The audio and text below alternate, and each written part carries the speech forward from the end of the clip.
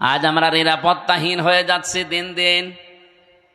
24-এর এই জুলাই আগস্টের বিপ্লবের পরে যাই চলছিল হঠাৎ দৃশ্য কিন্তু পাল্টিয়ে যাচ্ছে। আমরা নিরাপত্তার বলয় থেকে বের হয়ে যাচ্ছি। এর সবচাইতে বড় সমস্যা হয়ে দাঁড়াচ্ছে এখন আমাদের প্রতিবেশী নামে কলঙ্ক এই মুশরিকরা। 2 নম্বরে ওই যে 7 সমুদ্র 13 নদীর উপার থেকে আরেকটা দল চেষ্টা চালাচ্ছে। এই জন্য নিরাপত্তা যদি আমরা সত্যি পেতে চাই, রাশিয়ার কাছে, চীনের কাছে, আমেরিকার কাছে, ভারতের কাছে পাওয়া যাবে না। আমাদের যেহেতু আরেকটা জগতে বিশ্বাস আসে, সেই হিসাবে বলছি এই পৃথিবীর ময়দান আমরা নিরাপত্তা পেতে চাই কার কাছে? এই জন্য ইমান যা আছে এইটা যেন নষ্ট না হয়। ইমান আনার পরে যারা ওই আমল করবে, ইমানে যা শিখেছে, আমি খুতবার ভেতরে যে কথাগুলো আরম্ভ করেছিলাম, ওয়ানা শাহাদু আল্লাহ ইলাহা ইল্লাল্লাহ ওয়াহদাহু লা শারীকা লাহ, এ পর্যন্ত আমি শেষ করে দেইনি। আমরা এমন আল্লাহর স্বীকৃতি দিয়েছি যার কোনো শরীক নেই, তিনি একা। এ সাক্ষীটা যদি কেউ টিকিয়ে রাখতে পারে, আমার খুতবার এ পয়েন্টের ভেতর ছিল শাহাদাতাম মৌসিলাতান ইলাল জিনান, এই সাক্ষীটা টিকিয়ে রাখতে পারলে আপনাকে জান্নাত পর্যন্ত পৌঁছিয়ে দেবে। আমরা কি সত্যি সম্মান মর্যাদা চাই? বলেন বলেন। তো যাদের কামনা করলাম আপনারা একটু মন খুলে দোয়া করেন তো আমিন। ওয়ালিল্লাহিল ইজ্জাতু ওয়ালিরাসূলিহি ওয়ালিল মুমিনিনা ওয়ালাকিন্নাল মুনাফিকিনা লা ইয়ালামুন। আল্লাহ তাআলা বলেন সূরা মুনাফিকের ভেতরে আছে যে সম্মান, ইজ্জত, মর্যাদা এটা আমি আল্লাহ আমার জন্যে, আমার রসুলের জন্যে, আর যারা দুনিয়ায় ঈমান আনে তাদের জন্যে আমি এটা নির্ধারিত করে রেখেছি। এজন্য সম্মান জোর করে পাওয়া যায় না। জোর করে পাওয়ার জন্য যারা চেষ্টা চালিয়েছে তাদেরকে আল্লাহ এত নিচে নামিয়েছে, তাদের নাম এখন গালি হয়ে গেছে। ইয়াজিদ, এ লোকটা সুন্দর একটা নাম না? অনেক সুন্দর নাম ইয়াজিদ, অনেক সুন্দর নাম, অর্থও অনেক সুন্দর, কিন্তু নামটা এখন বিশ্বে কালের আবর্তনে এটা গালি। কাউকে যদি রাগাতে চান বলবেন এজিদের বাচ্চা, রেগে যাবে, অথচ নামটা খারাপ। মীর জাফর, এ ভাইয়ের নামের শেষে মীর আছে, আর ওই লোকটার নামের আগে মীর।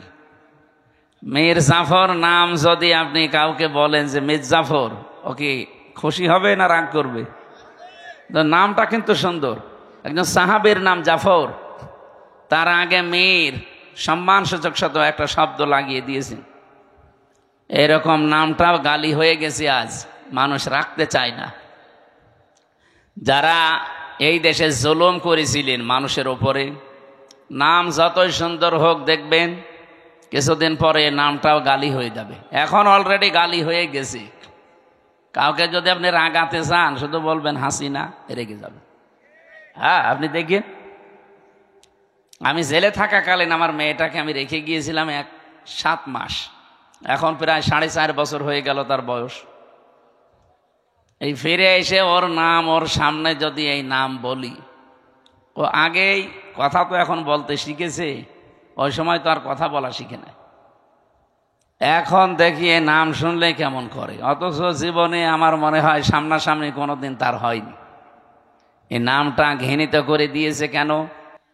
পৃথিবীতে আপনি এখন 6 জনের নাম পাবেন, এদের নাম শুনলে তামাম দুনিয়ার, সে যেই হোক, ধর্ম তার আলাদা থাকতে পারে, ও ঘৃণার চোখে দেখবে তার নামটা। 1 নম্বরে 3 জন পরপর আমরা ইহুদির নাম পেয়েছি। হিটলার, একে মুসলমান না খ্রিস্টান? খ্রিস্টান ছিল। 2 নম্বরে নাম এসেছে এখন এই যেটা চলছে নেতানিয়াহু। 3 নম্বরে আমাদের প্রতিবেশী মোদি। 4 নম্বরে যেটা পালিয়েছে আমাদের এইটা, ওটার নাম কেমন যেন লাগে। এটা ছাতা নিতে চাই না। এই নামগুলো ঘৃণিত করে দিয়েছে কেন? কারণ সম্মান মর্যাদা যার ভেতরে, এদের ভেতরে এই জিনিসগুলো নেই। আল্লাহ মর্যাদা রেখেছেন অলিয়া আলাম না কি সূরা মুজাদালার 11 নম্বর আয়াতে আছে, ইয়ারফাউল্লাহুল্লাযীনা আমানু মিনকুম ওয়াল্লাযীনা উতুল ইলমা দারাজাত। এই পৃথিবীতে যারা ঈমান আনার পরে তাদের যোগ্যতা, জ্ঞান এগুলো অনুযায়ী টিকে থাকতে পারে, আমল করা মানে কাজ করা, টিকে থাকা, আল্লাহ বলেন এই মানুষগুলো দিন যত যাবে তার মর্যাদা তত বাড়তে থাকবে। এই জন্য ইয়ারফা এটা মজারে, বর্তমান ভবিষ্যৎ, প্রেজেন্ট ফিউচার। সম্মান মর্যাদা ইজ্জত আল্লাহ কোথায় রেখেছে আমরা আন্দাজে অন্য জায়গায় তালাশ করি। সম্মান মানুষ পাবে ঈমান আনলে, সম্মান মানুষ পাবে তার জ্ঞান অনুযায়ী, যোগ্যতা অনুযায়ী কাজ করে। আমার কথা বোঝা গেছে? এখন যদি বলেন যে যাদের ঈমান নেই তাদেরও তো মানুষ সম্মান দেয়, সামনাসামনি সম্মান দিলে পেছনে যেয়ে দেখবেন তার অত্যাচারের কারণে এমন গালি দেয়। এই হাজ্জাজ বিন ইউসুফ লোকটা একটা লোক ছিল দুনিয়ায়, এটা এত জালেম, মানুষের আসল নাম ভুলে গিয়েছিল। ওই সময় মানুষ ডাকতে হয়েছে ওর নামই জালেম। পাইক বেয়াদা যারা আছে দেশের জনগণ এসে বলছে আপনার জন্য তো রাস্তায় আর বের হওয়া যায় না, মানুষ শুধু আপনার নামে গালি দেয়। তাও এমন এমন নিকৃষ্ট গালি বানিয়েছে। গালি দেয় কে গো, এত সাহস কার দেখি? একটা ছদ্মবেশ নিয়ে রাস্তায় গেছে, এক গ্রাম্য লোকের সাথে দেখা হলো। হাজ্জাজ বিন ইউসুফ এই লোকটা কেমন? ও তো জালেম। কেমন? জালেমের বাচ্চা জালেম। 2-3 বার এই কথা শুনে ওর মেজাজ গেছে খারাপ হয়ে। এই বেটাই আমার চেনো না? তো আমি সে হাজ্জাজ। ও আপনি? চিন্তা করছে আমার তো মাথা থাকবে না, ডাক দিয়ে বলছে বাদশাহ আপনি আমারে চেনেন না? তো আমি এই গ্রামের ওই লোক যার মাসে 2 দিন মাথা খারাপ হয়, আজকে তোর পয়লা দিন। ও তুই পাগল? কারে ধরলাম? পাগল বলে ওই দিন বেঁচে গিয়েছি, তাছাড়া বাঁচার কথা ছিল। আমরাও এই 15.5 বছর পাগল বলেই বেশি আছি। হ্যাঁ কথা বলছেন? সম্মান মর্যাদা কিসের ভেতরে আপনি এখনো টের পাননি। এই জন্য আহ্বান জানাবো, যদি সম্মান মর্যাদা, শান্তি, স্বস্তি, নিরাপত্তা, কল্যাণ এগুলো পেতে চান, দুনিয়াতে আল্লাহ হক দিয়েছেন, অধিকার দিয়েছেন। উলাইকা লাহুমুল আমনু। আল্লাহ যেন এভাবে আঙ্গুল দিয়ে দেখাচ্ছে, এটা ইসমে ইশারা।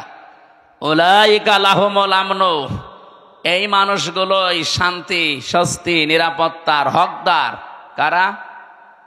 আল্লাযীনা আমানু ওয়া লাম ইয়ালবিসু ঈমানাহুম বিযুলমিন, যারা ঈমান আনার পরে তাদের ঈমানের সাথে জুলুমকে মিশ্রণ করে না। এখানে জুলুম মানে শিরিক।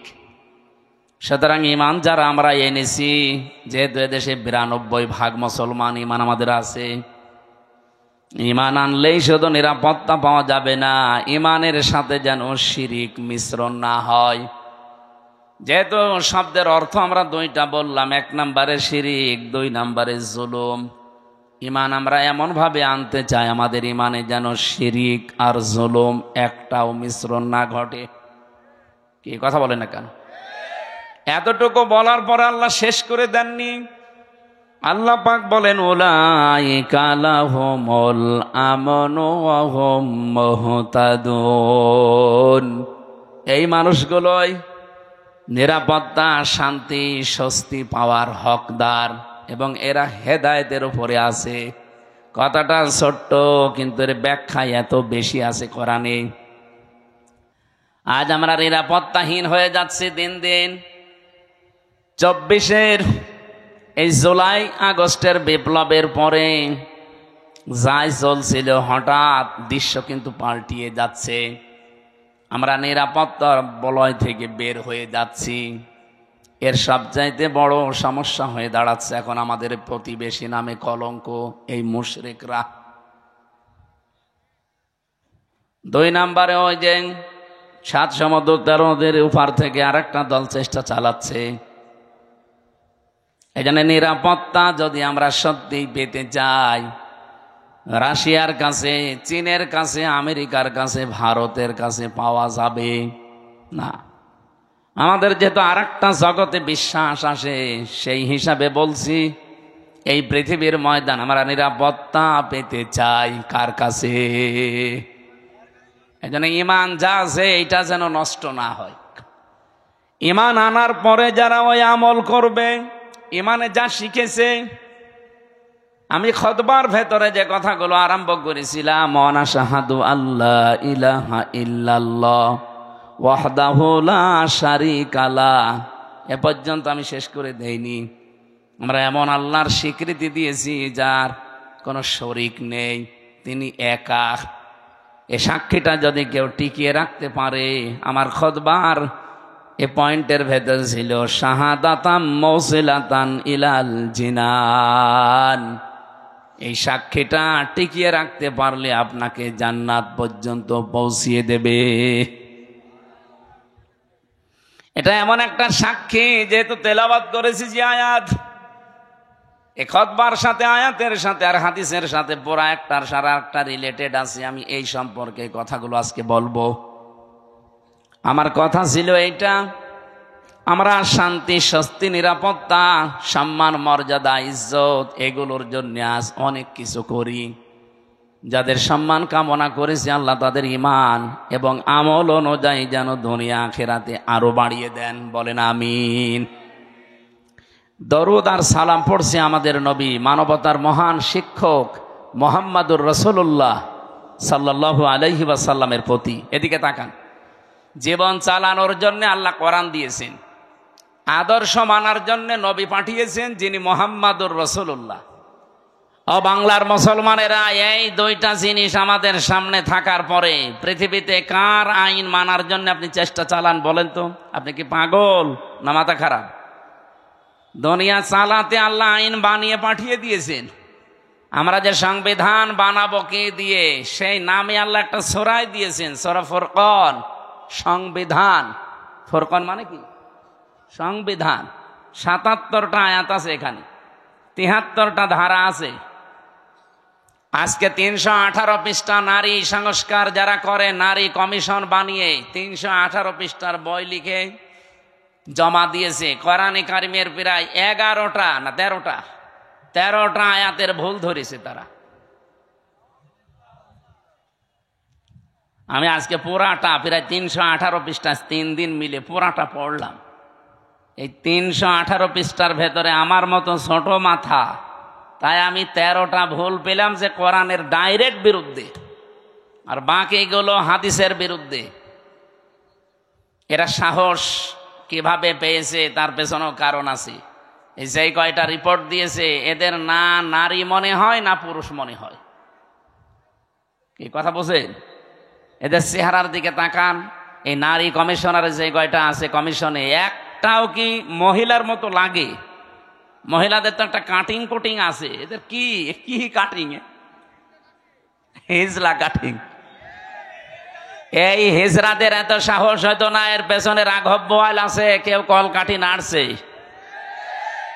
আজকে হেফাজত ইসলাম বাংলাদেশ থেকে একটা ঘোষণা এসেছে, এদের রায় না, এদের কমিশনই আমরা মানি না।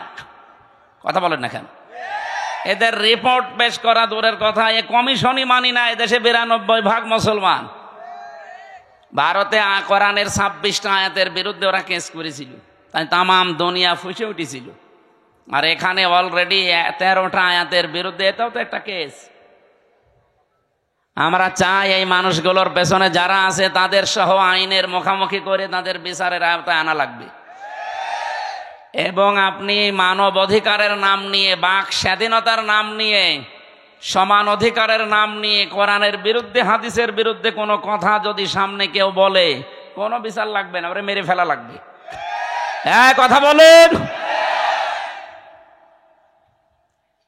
সময় এখনই যাচ্ছে, এখনো যদি এভাবে ছাড় দিয়ে চলে যান, এ বিপ্লব যেটা এসেছিল, এই বিপ্লব টিকিয়ে থাকা সম্ভব না। এই আয়াতের যেটা পড়লাম না, এই আয়াতের একটু আগে আছে, আনাকিমুদ্দিন ওয়ালা তাতাফাররাকু ফি, তোমরা দিন কায়েম করো, এ ব্যাপারে মত পার্থক্য করবা না। দিন কায়েম বাংলাদেশে নেই, আছে?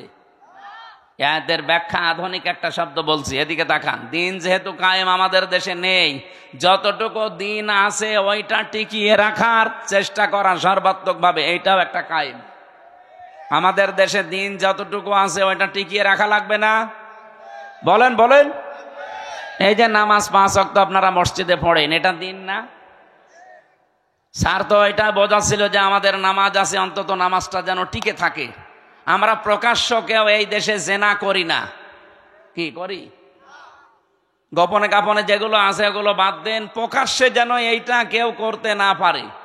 ওরা 3 নম্বর পয়েন্টে লিখেছে, দেহ আমার, সিদ্ধান্ত আমার। এটা যদি মেনে নেওয়া হয় তাহলে জেনা ব্যভিচার কি গোপনে থাকবে না প্রকাশ্যে শুরু হবে? ওরা 2 নম্বর পয়েন্টে লিখেছে যে এখানে বিবাহের ক্ষেত্রে পুরুষের যে অধিকার আছে মহিলার সে অধিকার নেই। এটা আল্লাহর সিদ্ধান্ত ঠিক হয়নি, এটা ভুল হয়েছে। এরা আমার মাঝে মাঝে চিন্তা হচ্ছে পুরা বইটা না পড়লে আমার ভালো হতো। পড়ে আমার এখন মাথা খারাপ হয়ে গেছে যে এর সাহস পেল কোথায়। যেহেতু কোরআনে কারিম আমাদের সামনে আছে, সংবিধান হিসাবে পৃথিবীর কারো কাছে কিছু ধার করার কোনো দরকার নেই। আর আদর্শ মানতে গিয়ে যেহেতু নবী নিজে এসেছে আমাদের কাছে, সুতরাং পৃথিবীর কাউকে আদর্শ মানা অন্তত দরকার নেই। এই 2 বিষয়ে আমরা একমত আছি না? এবার আসেন আমরা মূল আলোচনায় যাচ্ছি। সূরা শূরা 13 নম্বর আয়াতের মাঝের একটা অংশ পড়েছি। আমি এতটুকু আয়াত পড়েছি ঠিক, কিন্তু এর ভেতরে যত কথা লুকিয়ে আছে, তাফসীর আকারে কথা বলতে গেলে কয়েক ঘন্টা সময় চলে যাবে এর ভেতর থেকে। আমরা একটা হাদিস পড়েছিলাম, হাদিসের হালকা ব্যাখ্যা করে আমরা আয়াতে চলে যাচ্ছি। হযরতে আবু যর রাদিয়াল্লাহু তাআলা আনহু থেকে বর্ণিত, বিশ্বনবী মুহাম্মদুর রাসূলুল্লাহ সাল্লাল্লাহু আলাইহি ওয়াসাল্লাম দ্বার্থহীন কণ্ঠে তিনি জানিয়েছেন, মানিদ্দা মা লাইসা লাহু। ভালো করে শুনুন না, ওইটা যদি তুমি নিজের কাছে রেখে দাও, আমি আবার বলছি, যেই জিনিস তোমার না ওইটা যদি নিজের কাছে রেখে দাও, যখনই নিজের কাছে ওইটা রেখে দেবে, দাবি করবে, ওই দিন থেকে 2টা শাস্তি তোমার শুরু। ফালাইসা মিন্না, 1 নম্বরে ওই দিন থেকে তুমি আমার উম্মত না। আপনি কিছু বুঝেছেন? কত বড় কঠিন হুঁশিয়ারি চিন্তা করেন। নবীর উম্মত থেকে আপনি বের হয়ে গেছেন। আপনি মনে করছেন আমি নামাজ পড়ি, রোজা রাখি, মসজিদে সভাপতির দায়িত্বে আছে, আমি নবীর উম্মত নেই মানে না। নবী নিজে বলছেন ফালাইসা মিন্না। যার বালাগাত মানতেক বোঝে, আরবি গ্রামারে ফা শব্দটা 19টা অর্থে আসে। আগের শব্দ যদি কারো ভেতরে থাকে, আগে যেটা নবীজি বললেন ওটা যদি কেউ দুনিয়ায় মেনে চলে, পরের যে হুকুম তার উপরে 100 ভাগ কার্যকর হবে। যেহেতু ফা না দিলে আমি হাদিসও পড়তাম না, এ ফাটা দিয়ে আমিও ঝামেলায় আছি। যে জিনিস যার না, ওইটা যদি কেউ দাবি করে নিজের আয়ত্তে নিয়ে নেয়, প্রথম শাস্তি শুরু হয়ে যাবে ওই দিন থেকেই। সে আর নবীর উম্মত থাকবে না। বাংলার মুসলমানেরা যদি নবীর উম্মত আপনি থাকতে না পারেন, হয় আপনি ইহুদি, নাই খ্রিস্টান, নাই মুশরিক। এক কথা বলছেন না কেন? 4,500 লোক বাস করে, 4,500 ধর্মের লোক বাস করে দুনিয়ায়। এখন 810 কোটি মানুষ এখন পৃথিবীতে বসবাস করছে, মাত্র 175 কোটি আমরা। অন্তত অন্যান্য ধর্মে যারা আছে তারা তো আর নবীর উম্মত দাবি করে না। কয়েকদিন আগে সিঙ্গাপুরে ছিলাম, থাইল্যান্ডে গিয়েছিলাম, মালয়েশিয়া। অন্যান্য ধর্মের লোকদের সাথে আমি যখন রাস্তায় চলাফেরা করেছি গাড়িতে, ইহুদিরা জিজ্ঞাসা করি যে আপনার নাম কি? নাম শুনেই আমি বুঝেছি যেটা ইহুদি। যখনই বলছে আপনার নবীর নাম কি, হোয়াট ইজ ইয়োর প্রফেট, নাম জিজ্ঞাসা করলে বলে যিশু। যিশু মানে ঈসা আলাইহিস সালাম। আমরা যাকে হযরতে ঈসা নবী বলি, ওরা যিশু বলে ডাকে খ্রিস্টানরা। ইহুদিদের কাছে যদি বলা হয় আপনার নবীর নাম কি, বলে জোসেফ। জোসেফ মানে মুসা আলাইহিস সালাম। হযরতে মুসাকে ওরা জোসেফ বলে ডাকে। ইব্রাহিম নবীর নাম তারা পাল্টিয়ে আব্রাহাম বলে। কি বোঝেন, কথা বুঝেন? এখন বলেন তো, যারা জোসেফ বলে ডাকছে, আমি ইহুদির সাথে মিশে প্রথমে ধরতেই পারি না যে ওটা ইহুদি। এত বড় বড় দাড়ি, জুব্বা একেবারে পা পর্যন্ত, পাগড়ি মাথায় দেওয়া একেবারে গোল করে, এইদিকে সামনে পেছনের কান্দে 4-5টা সাওয়াল পাওয়াল চলতেছে। ওর স্ত্রী পাশে, হাত মোছা পা মোছা পরা, এমনকি মাথার উপরে দিয়ে নেকাব দেওয়া, একেবারে খাস পর্দা। দেখে বোঝার উপায় নেই যে ইহুদি। আমার মনে হচ্ছে বড় কোনো আলেম হবে। নাম শুনেই যখন বুঝেছি যে না, এ তো ইহুদির নাম। শুধু নাম শুনেই বোঝা না, নাম জিজ্ঞাসা করার পর আমি নবীর নাম জিজ্ঞাসা করি। নবীর নাম বললেই কেউ বলে জোসেফ, মানে ওটা ইহুদি। যিশু তার মানে খ্রিস্টান।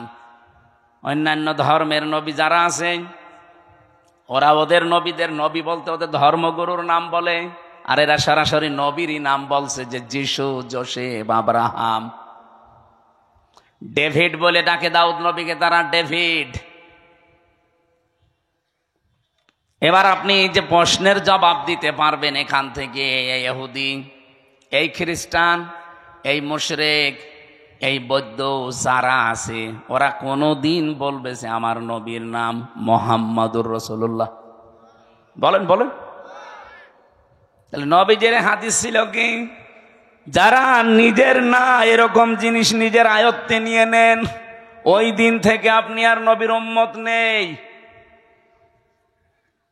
কথাটা এখন আপনি ক্লিয়ার না, এই জন্য আপনার কিছুই মনে হচ্ছে না। আমি পড়ি আমার ভয় লাগে। 2 নাম্বারটা তো আরো কঠিন, বলে তাবাওয়া মাকআদাহু মিনান নার, সে যেন জাহান্নামে নিজের একটা স্থান তৈরি করে নিল। বাংলাদেশ সহ বিশ্বের দিকে তাকান, আজ কত মানুষ যেটা তার না জোর করে নিজের আয়ত্তে নিয়ে নিচ্ছে। এই যে ইসরায়েল, বলেন তো 1940 সালে তাদেরকে থাকতে দিয়েছিল খালি গায়ে খালি পায়ে। শয়তানরা সারা দুনিয়ার কেউ তাদের ন্যায় নিয়ে ইহুদিদের। আমরা যেমন আজ রোহিঙ্গাদের থাকতে দিয়েছি দয়া করে, মানবতার খাতিরে, এরা 1940 সালে এদের খালি গায়ে খালি পায়ে থাকতে দিয়েছিল। অথচ শয়তানরা এখন তাদেরকে বাড়ি ঘর থেকে উৎখাত করে দখল করে নিচ্ছে। এ কথা বলছে না কেন? এখান থেকে একটা কথা আছে কোরআনে সূরা ইউনূসের 99-100 নম্বর আয়াতে, ওয়ায়াজআলুর রিজসা আলাল্লাযীনা লা ইয়াকিলুন। কোন মানুষ যদি তার বিবেক জ্ঞান অনুযায়ী সিদ্ধান্ত নিতে না পারে, বিবেক অনুযায়ী যদি এই লোকটা কাজ না করে, তাহলে ভুল সিদ্ধান্ত তার উপরে আল্লাহ চাপিয়ে দেয়। এই নেতানিয়াহু নামে এই শয়তান, এই কোলাঙ্গার, এই জঘন্যতম পৃথিবীর মানুষ নামে একটা কলঙ্ক। এই লোকটা তার নিজের ইচ্ছা মিটাতে গিয়ে আজ যে ভুল সিদ্ধান্ত নিয়েছে, এটার কারণে আজ পুরা ইসরায়েল দাবানল চলছে। ওরা 108টা মেশিন ফিট করেছে, উন্নত পানি দিচ্ছে, কত স্প্রে দিচ্ছে না, জাহাজ পর্যন্ত পুড়ে ছাই হয়ে যাচ্ছে। কারণ এই আগুন তো আর হামজা লাগায়নি, কে লাগিয়েছে? কারণ আল্লাহর সিদ্ধান্তের বাইরে অবস্থান নিয়েছেন। বারবার পৃথিবীর মানুষ সতর্ক করেছিল যে এদেরকে থামান, নিজেদের যা আছে অতটুকু নিয়ে থাকেন না, ওরা সব দখল করে নিজের আয়ত্তে নিয়ে নেবে। ঠিক এই সিস্টেম এখন চালু করেছে ওর আর এক ভাই, এ নরেন্দ্র মোদী। আমাদের বাপ দাদাদের দেওয়া হাজার হাজার বিঘা জমি জায়গা, যেগুলো মসজিদ, মাদ্রাসা, খানকা, ঈদগাহ, গোরস্থানের জন্য ওয়াকফ করা ছিল, ওই শয়তানরা এখন এসে ওইগুলো সব একটা অবৈধ আইন পাশ করে সব দখল করে ভেঙ্গে গুড়িয়ে দিচ্ছে। গোবিন্দ পরামানিক গত পরশুদিন দেখবেন একটা লাইভ করেছে, হিন্দু মহাজোটের মহাসচিব এই লোকটা গোবিন্দ চন্দ্র পরামানিক। উনি লাইভে বলছিল যে এই মোদি নামে এই মাতালটাকে হিন্দু সম্প্রদায় যারা পৃথিবীতে আছেন তারা একে থামান। এই মাতাল যা করছে পৃথিবী বসবাসের অযোগ্য হয়ে যাচ্ছে। অলরেডি ভারতে দাঙ্গা লাগিয়ে দিয়েছে। কি কথা বলছেন এখন? যেহেতু প্রতিবেশী তো এ বাতাস আসলো বলে দেশে, কারণ ওদের সাথে কারোর মিল নেই। আপনি দেখেন ভারতের সাথে এই যে মালদ্বীপ, নেপাল, ভুটান, পাকিস্তানের তো নেই। আফগানিস্তানের সাথে একটা বর্ডার ছিল, তাও মিল নেই। মায়ানমারের সাথে মিল নেই, চীনের সাথে মিল নেই। আমাদের সাথে মিল ছিল, বুবু ছিল, বুবু নেই, মিল নেই। বুবু ওখান থেকে যে কি করছে, জামিল মোহাব্বত একটু হয় আবার কেটে যায়। এজন্য কারোর সাথে যেহেতু ওদের সম্পর্ক ভালো না, মিল মোহাব্বত নেই, এই জন্য আমার মনে হচ্ছে এই বাতাস এই দেশেও আসলো বলে। সাম্প্রদায়িক সম্প্রীতি নাকি এই দেশে চলে না, নেই। অথচ তামাম দুনিয়ায় আছে যে এই দেশে আগস্টের 5 তারিখের পর থেকে এই 9 মাসে সব চাইতে সাম্প্রদায়িক সম্প্রীতি বৃদ্ধি হয়েছে। এতদিনও হতে পারেনি শুধু ওদের কারণে। একটা রিপোর্ট পেয়েছিলাম, 100 ভাগের প্রায় 58 ভাগ সম্পদগুলো এ বুবু এবং তারা যারা আছে দায়িত্বে, তারা হিন্দুদের এবং অন্যান্য ধর্মের মানুষের সম্পদগুলো তারা বিভিন্ন কায়দায় আত্মসাৎ করেছে, মেরে খেয়েছে, বাংলায় যেটা বলে। আমি এই রিপোর্ট নিজে বানাইনি, আপনি পত্রিকার রিপোর্টগুলো আমি নিজে নিজে পড়েছি, সেইটা একটু বললাম। যেহেতু এই 9 মাসে এগুলো আর হচ্ছে না, এই জন্য অনেকের মাথা খারাপ হয়ে গেছে যে না, কিছুই তো হয় না, এভাবে চললে তো টিকে যাবে। এই জন্য বিভিন্ন ধোয়া তোলে মাঝে মাঝে। বুবু ওখানে বসে বসে 27টা কুলু তৈরি করেছিল বাংলাদেশকে অস্থিতিশীল করার জন্য, একটাও কাজে লাগে না। কখনো রিকশা লীগ, কখনো আনসার লীগ, কখনো হেলমেট লীগ, বিভিন্ন নাম নিয়ে তারা নামতো যে দেশকে অস্থিতিশীল করে দিলে বিশ্বের মোড়লরা যেন বলতে পারে এই দেশ আর বসবাসের যোগ্য না। আর পাশে আমাদের প্রতিবেশী দাদারা তো আছেই। কোরআনে কারিমে আল্লাহ কড়া ভাষা দিয়েছেন, লা তাজিদান্না, লামে তাকিদ নুনে সাকিলা। আল্লাহ বলেন, গ্যারান্টি দিয়ে বলছে, লা তাজিদান্না সাদ্দান্নাসি আদাওয়াতাল লিল্লাযিনা আমানুল ইয়াহুদা ওয়াল্লাযিনা আশরাকু। এই পৃথিবীতে 2টা জাতি মুসলমানদের জন্য, ইমানদার মানুষদের জন্য ভয়ঙ্কর জঘন্যতম শত্রু হিসাবে কাজ করে যাবে। একটা ইহুদি আর একটা মুশরিক। আপনি তামাম দুনিয়ার দিকে তাকান, মুসলমানদের কিন্তু এই 2টাই শত্রু এখন জঘন্য। একটা ইহুদি আর একটা কি, এই যে আমাদের পাশে দাদা বাবুরা যারা মুশরিক, এরা অন্যের সম্পদগুলো দখল করে নিচ্ছে। এমনকি আগস্টের 5 তারিখের পরেও বাংলাদেশে বহু মানুষের চরিত্রে আমরা এটা দেখতে পেয়েছি, বিভিন্ন মানুষের জিনিস তারা নিজের মনে করে নিয়ে নিয়েছে। রাজশাহীতে হয়তো এখনো শুরু হয়নি। যারা যারা মানুষের সম্পদ নিয়েছেন, যেভাবেই নেন ওটা ফেরত দেবেন, নয়তো আপনি মরে গেলে জানাজা দেওয়া, কবরে দেওয়া মিথ্যা কথা হবে। কারণ আমি কি বলে দেব আপনাকে, বিসমিল্লাহি ওয়া আলা মিল্লাতি রাসূলিল্লাহ, আল্লাহর নামে রসুলের আদর্শের উপরে রেখে গেলাম, আপনি তো রসুলের আদর্শে আর নেই। আমার এই কথার ওজন যারা টের পেয়েছেন তারা চুপ করে আছে। আপনি টের পেয়েছেন? যারা যার যার জিনিস নিয়েছেন, যেটা আপনার না ওটা ফেরত দেন। হ্যাঁ, যদি ওটা আপনারই হয়ে থাকে, আপনি হাত ছাড়া করে ফেলেছিলেন, ওইটা আবার ফেরত পেয়েছেন, তাহলে আপনি হাদিসের আওতামুক্ত থাকবেন। আমি কথা বোঝাতে পারিনি? না না, ওখানে এখনো বসিনি অনেকে। যেটা আপনার ছিল কিন্তু হাত ছাড়া হয়ে গিয়েছিল এতদিন, আপনি ফেরত পেয়েছেন। আবার একটা দোকান ছিল, দোকান দখল করে নিয়েছিল, এরকম হয়নি বাংলাদেশে? ওই দোকান ফেরত পেয়েছেন। আপনি হাদিসের যে শাস্তি, যে আপনি নবীর উম্মত থাকবেন না, না আপনার জন্য না, কারণ আপনার জিনিস আপনি ফেরত পেয়েছেন। হ্যাঁ, কথা বলেন না কেন? কত মানুষের জমি জায়গা দখল করে নিয়েছিলে 15.5 বছরে। আপনাদের রাজশাহী হয়তো এখনো কিছু হয়নি, টের পাচ্ছেন না। কুষ্টিয়ায় আমাদের হানিফ সাহেব কত টাকার মালিক আমার মনে হয় আল্লাহর ও ছাড়া কেউ জানতো না। কি হইল এখন? বাড়ি পর্যন্ত এখন উজাড় গৃহ হয়ে গেছে। আমার মনে হয় হানিফ সাহেবের বাড়ির দিকে আল্লাহ আঙ্গুল এভাবে দিয়ে কোরআনের আয়াত নাজিল করিস, যদিও এটা এখন না, 1500 বছর আগের। সূরা নমলের ভেতরে পাবেন এটা,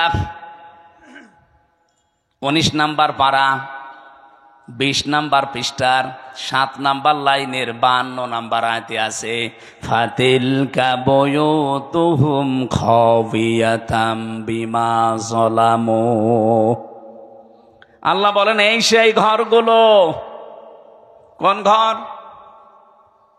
এখন যদি বলেন এখানে হানিফ সাহেব, ইনু সাহেব, এদের নাম কই? না, নাম আছে কিন্তু এদের বাপ দাদাদের নাম আছে। এদের বাপ দাদা যারা, যাদের পরিচয় আল্লাহ আয়াতে দিয়েছেন, তারা এরকম জুলুম করেছে নফসের ওপরে, মানুষের ওপরে, সৃষ্টি জগতের ওপরে, তাদের নামে দেওয়া আর এদের নামে দেওয়া একই। কারণ কোরআনে তো আর আয়াত নাজিল হবে না কিয়ামত পর্যন্ত, এইটাই চলবে। আল্লাহ তাআলা বলেন এই সেই ঘরগুলো খাওয়িয়াতাম বিমা যালামু।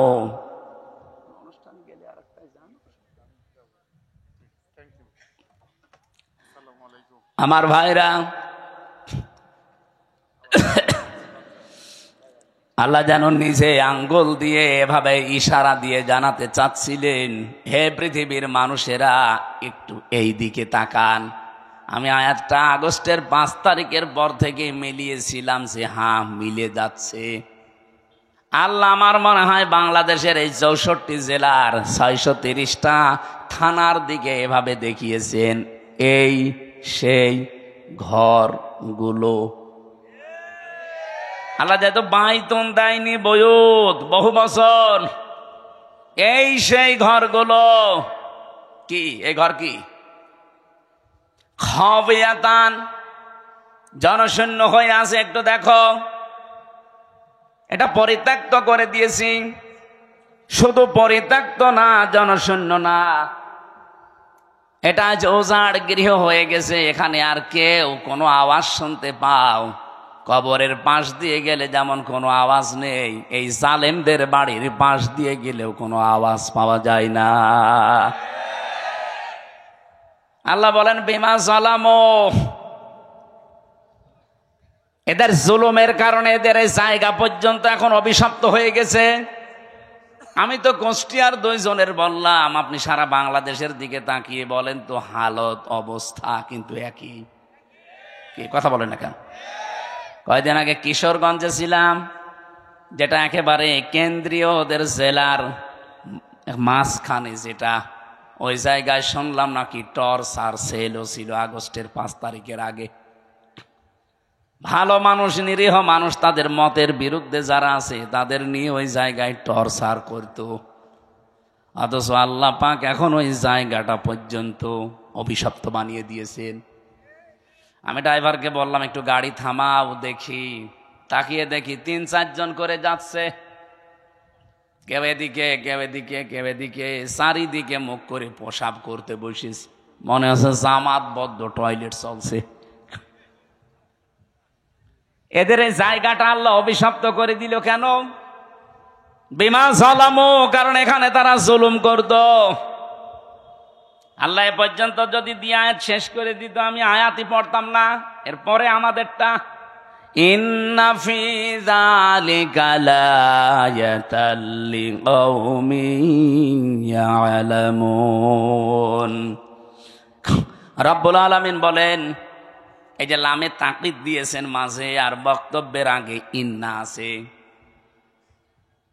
যারা গিরামার বসে, আপনি আয়াতটার দিকে একটু খেয়াল করেন, আল্লাহ গ্যারান্টি দিচ্ছেন অবশ্যই অবশ্যই জ্ঞানী যারা, তাদের জন্য এখানে একটা শিক্ষা আমি আল্লাহ রেখে দিলাম। কি শিক্ষা আছে? জালেমদের এত বড় শিকড় আপনি চিন্তা করতে পারেন? এই বাগমারার ইউনিয়নের, শ্রীপুর একটা ইউনিয়ন না, এই ইউনিয়নের দারওয়ান থেকে শুরু করে সংসদ ভবন পর্যন্ত জালেমদের প্রতি থরে থরে স্তরে সাজানো ছিল লোকজন। আমি নিজে তো ভিকটিম, আমি দেখেছি। রিমান্ডে আমি দেখলাম আমার 8 দল একটার পরে একটা গোয়েন্দা বিভাগের আসতো রিমান্ডে প্রশ্ন করার জন্যে। আমার মনে হয় সব ওরা থরে থরে থরে থরে সাজিয়ে রেখেছিল। মামলার আয় ওদের, মামলার পিপি ওদের, জজ ওদের, ম্যাজিস্ট্রেট ওদের, মামলায় যে সাক্ষী ওদের, যে আমাকে জিজ্ঞাসাবাদ করবে রিমান্ডে সে ওদের, যারা অফিসার আছে ওখানে পাহারা দেয়, যারা অত্যাচার করবে তারা ওদের, হুকুম যিনি দিয়েছেন সে ওদের। আমার কি, আমার একজন আছে না, আমার একজন ছিল উকিল, ওর কথা শুনলেও চলে না শুনলেও চলে, আর ওর কথা শুনতেও না। ও খালি বলার দরকার বলেছি তো, ঠিক আছে আপনি থামেন যান। মামলাটা আমার 30 বার উঠেছে, সিএমএম কোর্ট, জজ কোর্ট, হাইকোর্ট মিলে, কিন্তু 3 বছরে একটা দিনের জন্য জামিন নামে কোনো শব্দ নেই। অথচ এই মামলাটা আগস্টের 5 তারিখের ফলে শুধু তুলতে দেরি, জামিন না খারিজ করে দিয়েছে। অথচ জজ কিন্তু ওইটাই। আমি ওনার খাস কামরায় গিয়ে জিজ্ঞাসা করলাম যে মাননীয় জজ সাহেব, এ বিচারটা তো 3 বছর আপনার কাছেই ছিল, এতদিন তো বলেননি যে না এই মামলায় জামিন দেওয়া যাবে না, এখন যে খারিজ করে দিলেন। হুজুর আমার হাত বাঁধা ছিল, আমি কিছুই করতে পারি নাই, ওই পুতুলের মতো শুধু চেয়ারে বসে থাকতাম।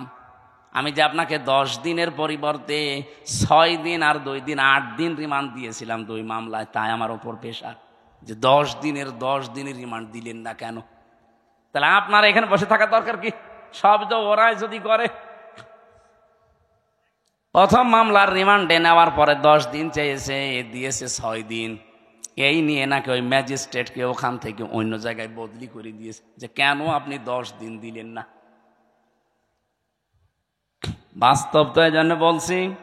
রিমান্ডের 2য় দিন আমার চোখ বেঁধে কালো কাপড় দিয়ে, পেছনে হাত হ্যান্ডকাপ দিয়ে, মাজায় দড়ি লাগিয়ে, পায়ের সাথে ডান্ডা বেড়ি লাগিয়ে নিয়ে গেল এক অন্ধকার মাটির নিচে ঘরের ভেতরে। আমি বললাম যে কি 10 দিন রিমান্ড চেয়েছিল, অথচ এই অফিসারগুলো একটাও কোর্টে আমার সাথে যায়নি, শুধু মামলার আয়ু আমার সাথে ছিল। আমারে দেখছে ওরা আগে আগে প্রশ্ন করছে যে রিমান্ড চাইলো 10 দিন, 6 দিন দিল, অবশ্যই এই কি ম্যাজিস্ট্রেট, এই ম্যাজিস্ট্রেট মনে হয় আপনার দলের লোক। কি গো, আমার দলের লোক হবে কি করে? জীবনে আমি তার নামও শুনি নাই, তার কোনোদিন দেখিও নাই, আর সে আমাকে চেনে কিনা আমি তাও জানি না। 10 দিন তো আপনারা চেয়েছিলেন, তা আপনি তো ছিলেন না, আপনি কি করে জানলেন? তার মানে ওখান থেকে সব কিছু ম্যাজিস্ট্রেটকে বলে দিয়েছেন, যা যা ও তাই তাই করিস। পরে কয়দিন যখন জেলখানায় গেলাম, দেখি ওই ম্যাজিস্ট্রেট ঘুরে বেড়াচ্ছে ভেতরে। কি আপনি এখানে? হুজুর মাফ করে দিয়েন, আমার বউ যৌতুক মামলা দিয়েছে। ঠিক করিস শয়তান, তোর যৌতুক মামলা দিয়ে এখন তুই জেলে, আমার সাথে এমনি দেয়নি, কোন কারণে আমার এই মিথ্যা তথ্যগুলো লিখে সই করে নিলি? হুজুর আমার যা যা বলতে বলিস আমি তাই তাই করেছি। আল্লাহর কসমে কোরআন হাতে নিয়ে বলছি, বাংলাদেশে শুধু হাসিনা ছাড়া যারা ছিল সব হাত বাঁধা। আপনি যাই বলেন না কেন, ও কাওয়া কাকুরও হাত বাঁধা ছিল। কাওয়া যতই কা কা করুক, যদি একটু মুখ ফসকে সত্যি কথা বলে, ওই দিনই কাওয়ার কর্ম শেষ করে দিত। ওই তো হইল, কাদের কাকু বলা যায়? কাওয়া কাকু।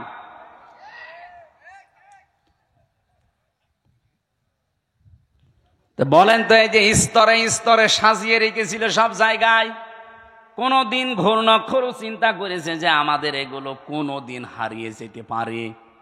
কোরআনে কারিমে আমি আয়াত পড়েছি, সূরা আনআম 7 নাম্বার পারা 12 নাম্বার পৃষ্ঠার 4 নাম্বার লাইনের 45 নাম্বার আয়াতের প্রথম অংশে আছে ফাকুতিআ দাবিরুল কওমিল্লাযীনা যালামু। রব্বুল আলামিন বলেন জালেমদের শিকড় কাটা হয়ে গেছে। কেটেছে কে? না না, আল্লাহ না। কতিয়া এটা মজহুল, এর ফাইল জানা নেই। জালেমদের শিকড় যে কাটা হয়ে গেছে, কেটেছে কে? আপনি কি আলেম? এখানে আলেমরা বসে আছে না? মৌলানা, কতিয়া এর ফাইল কে? জানা নেই, কেউ জানে না জালেমদের শিকড় কাটলো কে। আপনি হানিফের বাড়ি এখন যে জিজ্ঞাসা করেন যে একটা পায়খানার ইটও নেই, প্যানও খুলে নিয়ে চলে গেল কে? কেউ জানে না। শুধু কি হানিফের বাড়ি, সারা বাংলাদেশে জালেমদের অবস্থা একই। যায় হালকা পাতলা দুই একটা ছিল। এই ফেব্রুয়ারির 5 তারিখে আযাবুল বুলডোজার নাজিল হয়ে সব শেষ। এ জেলায় নাজিল হয়নি। আমার প্রশ্ন ছিল কি বলেন তো, জালেমদের এত বড় শিকড় যদি কেটে ফেলা হয়ে যায়, আগামীতে যারা চেয়ারে বসবেন, কারা বসবেন আমরা জানি না, যারাই বসবেন সাবধান, জনগণের উপরে যেন জুলুম না হয়। তাহলে 5 বছর পরে আপনার বাড়িও শ্মশান হয়ে যাবে। এ পর্যন্ত বুঝেছেন নাকি হাঁ করে আছেন? সুতরাং যার যা জিনিস নিয়েছেন, চুরি করে হোক, ডাকাতি করে হোক, চাঁদাবাজি করে হোক, যা নিয়েছেন যেটা আপনার না ওটা ফেরত দেন। হ্যাঁ, যদি আপনার জিনিস আপনি ফেরত পান অসুবিধা নেই। এই যে ইসলামী ব্যাংক, যাদেরটা তারা ফেরত পেয়েছে। অনেকে বলছে না এটা চিন্তায় হয়েছে। চিন্তা হয়েছে মানে ইসলামী ব্যাংকে আপনার বাবার নাকি? যাদের ব্যাংক তারা ফেরত পেয়েছে, তাদের মাথার ঘাম পায়ে ফেলে টাকা দিয়ে ব্যাংক করা। কথা বলেন না কেন? ব্যাংক যাদের তারা ফেরত পেয়েছে, জিনিস যার সে যদি ফেরত পায় এই হাদিসের আওতা মুক্ত থাকবে সে। কিন্তু আপনার জিনিস না, আপনি বাবা শাহজালাল সব হালাল বলে দখল করে নিচ্ছেন। এটা যারা করেছেন আগামীতে ফেরত দিয়ে দেন কালকেই, নাই তো আপনি নবীর উম্মত আর নেই। আপনি মরে গেলে আমারে দিয়ে জানাজা না, কাবার ইমাম দিয়ে জানাজা পড়িয়ে মাটি দেবেন, কবরে আযাব শুরু হয়ে যাবে। এরপরেও যদি কেউ না বোঝার ভান করে থাকেন, এদিকে আসেন, আসেন, এমন জোরে কানের নিচে 2টা দেব না, সব টের পেয়ে যাবেন। যাব না। ওয়ালিয়াতাবাওয়া মাকআদাহু মিনান নার, সে যেন জাহান্নামে নিজের একটা স্থান তৈরি করে নিল। আমার তো হাদিসটা পড়ে মনে হয় খাপের খাপ এই দেশে অনেকের জীবনে মিলে যাচ্ছে। আমরা যারা বেঁচে আছি অন্তত আল্লাহ যেন আমাদেরকে বাঁচিয়ে রাখেন, বলেন আমিন। আরে ভাই, আপনার সবার জন্য কথা বলছি, যারা এগুলো করেছেন ফেরত দিয়ে দেবেন। আমি আবার বলছি, হ্যাঁ, আপনারটা যদিও দখল করে নেয় এতদিন, ওটা যদি আপনি ফেরত পেয়ে থাকেন, আপনি হাদিসের বাইরে থাকবেন। এবার যদি না বোঝেন, আমার আর বাংলায় বলা সম্ভব না, আমি বাদ দিয়ে দিলাম, জান আপনার আয়ু ছেড়ে দিলাম। আমি সূরা মাত্র একটা আয়াতের 5 ভাগের 1 ভাগ পড়েছি। কাবর আলাল মুশরিকিনা মা তাদউহুম ইলাই। এবার তাফসীর আকারে কথা বলতে চাই। সূরা কোন সূরা? সূরা মানে সংসদ। তাহলে সংসদ এই শব্দটার নামে আল্লাহ একটা সূরা দিলেন, অথচ এই 54 বছরে আমরা সংসদে যেতে চাইলেই আমাদের উল্টাপাল্টা কথা বলতো। কি বলতো না? আরে ভাই, সংসদ নামে একটা সূরা আছে, সংসদ চলবে যে জিনিস দিয়ে, তার নাম সংবিধান। সে সংবিধান নামে একটা সূরা আছে, নাম কি? ফুরকান। সবগুলো যদি আল্লাহ তৈরি করে দিয়ে থাকে, আমরা যেহেতু কোরআন দিয়ে দেশ চালাতে চাই, জীবন চালাতে চাই, এই কথাগুলো আপনাকে বলতে চাচ্ছি। হ্যাঁ, আপনি সেদিকে ডাক দেন, এই যে কোরআনের দিকে আসো। আল্লাহ রাব্বুল আলামিন যে জীবন বিধান পাঠিয়েছেন, এইটার উপরে দুনিয়াকে চালানোর চেষ্টা করো, দাঁড় করাও। এই কথাগুলো বললে সবচাইতে বেশি খারাপ লাগবে, মন খারাপ হবে, রাগ করবে কারা? কাবর আলাল মুশরিকিন, মুশরিকরা মন খারাপ করবে। মা তাদউহুম ইলাইহি, যেদিকে আপনি মানুষকে ডাকতে চান, এদিকে যদি সত্যিই মানুষকে ডাকেন মন দিয়ে, আপনার কথা শুনে কোনো ইমানদার কোনো মুসলমান রাগ করবে না, খুশি হবে। আমার ওই যে খুতবার প্রথমে এই কথাগুলো ছিল, অনাশাহাদু আন্না মুহাম্মাদান আবদুহু ওয়া রাসূলুহুল মাবউসু ফিনা বিল হুদা ওয়া দীনিল হাক্কি লিইযহিরাহু আলাল আদিয়ান। আমরা সাক্ষী দিচ্ছি মুহাম্মদ রাসূলুল্লাহর, যিনি আল্লাহর বান্দা এবং রাসূল, আল্লাহ তাকে পাঠিয়েছিলেন দ্বীনে হক দিয়ে, সত্য বিধান দিয়ে, হেদায়েত সহকারে, লিইযহিরাহু আলাল আদিয়ান, দুনিয়ায় যত দিন ধর্ম আছে সব কিছুর উপরে ইসলামকে বিজয় করার জন্য। এজহার মানে কি? আমরা অনেকে মনে করি এজহার মানে নুন সাকিন মিম সাকিনের কায়দা, এটা এজহার মানে স্পষ্ট করা না। এজহার মানে এখানে বিজয় করা, এজহার মানে দাঁড় করানো, এজহার মানে কায়েম করা। এবার আসেন আমরা আয়াতের মূল কথায় যেতে চাই। আপনারা কি চলে যাবেন? হ্যাঁ, বিশ্ব নবীকে যেহেতু আল মাবউসু ফিনা বিল হুদা, তোমাদের ভেতরে আমি আমার রাসূলকে হেদায়েত সহকারে পাঠিয়েছি, ওয়া দীনিল হক, সত্য দিন দিয়ে পাঠালাম। তাহলে নবীজি এসেছিলেন পৃথিবীতে হেদায়েত নিয়ে এবং সত্য দিন নিয়ে। তার কাজ কি ছিল? পরা কোরআন শরীফ থেকে আমি 3টা জিনিস নবীজির জীবনে পেয়েছি। ওনার মিশন এবং ভিশন ছিল দুনিয়ায় 3টা। কয়টা বলেন বলেন? 1 নম্বরে উনি তাওহীদ প্রতিষ্ঠার জন্য এসেছিলেন। এটা রেকর্ড হচ্ছে তো, সারা বাংলাদেশে লাইভ চলছে, সবাইকে শোনাতে চাই। এই দেশে তাওহীদ প্রতিষ্ঠার জন্য নবীজি যেহেতু পৃথিবীতে এসেছিলেন, উনি এখন নেই, এই দায়িত্ব এখন তার উম্মতদের। এই কথা বলেন না কেন? এখন এটা প্রতিষ্ঠা করবেন কি করে? তাওহীদ প্রতিষ্ঠার জন্য কোরআনে কারিমে 1500 বছর আগে, আমরা খুব ভালো করে শুনবেন, আল্লাহ পাক 1500 বছর আগে কিছু মূল নীতি দিয়েছেন যে তাওহীদ যদি প্রতিষ্ঠা করতে চান এই 3টা মূল নীতি সামনে নিয়ে এগিয়ে যাবেন।